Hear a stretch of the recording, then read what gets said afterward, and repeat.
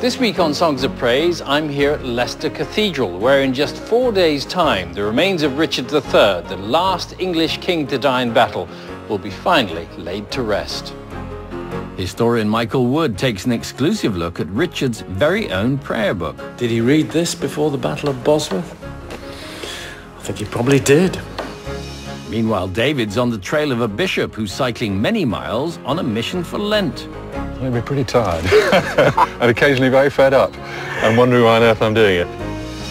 And I'm joining a congregation here in Deer Sands, Cornwall, to celebrate at what's thought to be the oldest Christian building in mainland Britain.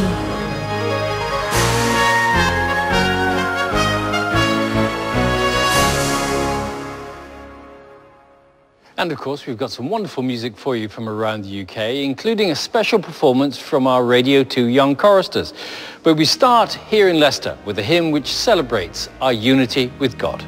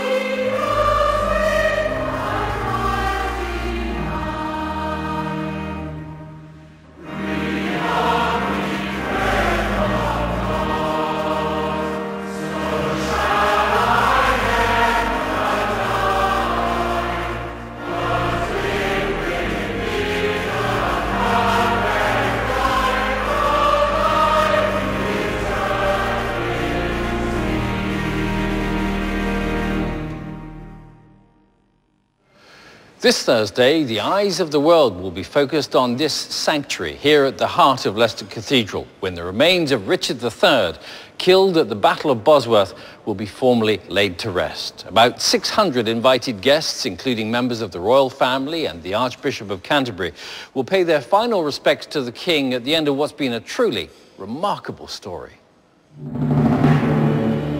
It was the archaeological find of the century. In September 2012, after lying hidden for more than 500 years, the remains of Richard III were found in a shallow grave under a council car park in Leicester city centre.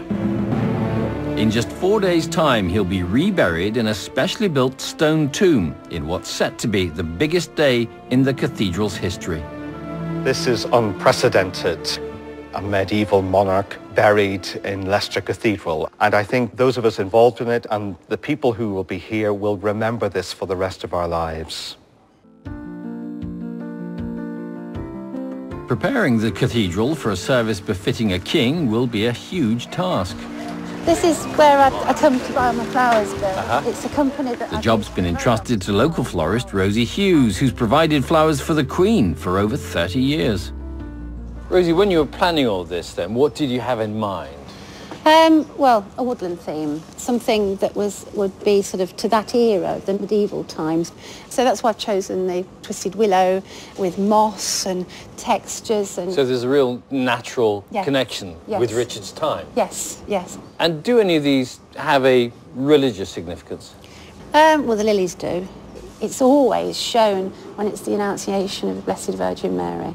And of course, to go with the purity of Virgin Mary, we've got the lilies. Rosie's been making detailed preparations for this week's events for the past 5 months. Decorating Leicester Cathedral is one of the largest projects she's ever undertaken. I've calculated over 4,000 stems. 4,000 stems? Yes. That's a lot, even for someone as experienced as yourself. It is a challenge. but it means a tremendous amount because myself being christened and confirmed here, that's something very personal to me, and then also my profession. I get to create lovely things with all the beautiful things that God created. So I'm looking forward to it. He's the lily of the valley, oh my Lord. He's the lily of the valley, oh my Lord. He's the lily of the valley. Oh, my Lord, He's the lily of the valley. Oh, my Lord. I've never been to heaven, but I've been told. Oh, my Lord, that the streets up there are paved with gold. Oh, my Lord, these shoes I wear are gospel shoes. Oh, my Lord, and you can wear them if you choose. Oh, my Lord, He's the lily of the valley. He's the lily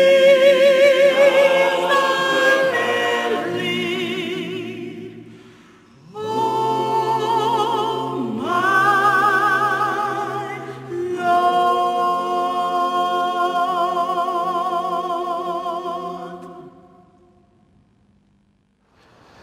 Now, with just 2 weeks to go to Easter, if you've given up something for Lent, you might be finding it tough going by now, in which case you may well sympathise with Bishop Edward Condry. He's abandoned his car and he's taken up pedal power instead. David's been to see how he's getting on.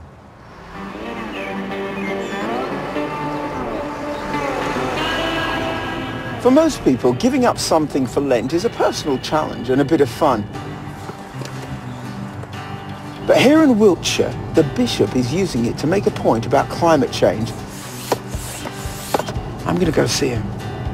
Bishop Edward Condry has stopped using his car. As he's based in a large rural area around Warminster, that means cycling hundreds of miles every week. So to find out what drives him on, I'm going to have to give up driving too. Good morning, Bishop. Hello, and do call me Ed. Oh, thank you. Gosh, you see yourself a huge task. I've always puzzled about why giving up chocolate cake had anything to do with the Passion of our Lord. I can never quite make the connection. So I'd rather do something positive for Lent. I drive a couple of thousand miles every month. So with train and bike, I'm trying to substitute. What effect has it had on you, giving up the car? It's made me pretty tired and wet and occasionally very fed up and wondering why on earth I'm doing it. Lots of hills on the way? No, dead flat. Specially chosen for you, so you'll be all right. Thank you. One, I'm ready. 2, 3, go. Ah, brilliant. What a start. So, Ed, is there a spiritual dimension to this at all? Oh, absolutely. Cycling is a form of meditation and contemplation. The revolution of the pedals and the appreciation of the beauty around you. I have this strong idea that we emphasize too much the inner movement of prayer, the closing of our eyes and putting our hands together. And prayer is about connecting with the world. As well as giving up the car, Ed is also shopping locally for Lent. The number of miles that the food takes to get to your plate has a direct impact on climate change as well. So our first destination is the local market. Hello there. Welcome. So I have half a dozen eggs, please. Can I have? I think I'll try some of the lamb curry. That'd be really good. So you can eat the country market produce and then cycle it off? Yeah. Of course. Yeah, it's double benefit. And I completely get the supporting local business angle, but ditching the car to save the planet, isn't it a bit tokenistic? I mean, one man, what difference can you make? Oh, of course it's tokenistic. The whole of life is tokenistic in that sense. I'd always rather be on the side of the angels if I possibly can, and we all have to do our one bit to make a difference. You cover a lot of churches, don't you, as a bishop? 261 altogether. I've tried to visit as many of them as possible, and small country churches, many of them, like Upton Scudamore. What do you think of what he's doing? Very brave, I think. And do you feel like what the bishop does connects him more to you as a parishioner? Yes, very much so, because he's not aloof then, and he just joins in. He doesn't bite. Every time I get on the bike, it's like a pilgrimage, and as you walk or cycle along, you're attempting to find meaning in your life, and so it's about connecting with the people around you and the world around you.